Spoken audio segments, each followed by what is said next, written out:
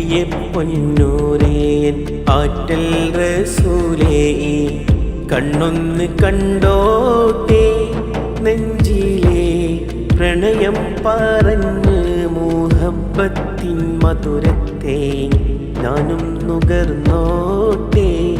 ഇന്നോളം അറിയാത്തൊരു കുളിരിൻ്റെ തണുവേറും സുഖമൊന്ന് കണ്ണിൽ പുണർന്നോട്ടെ.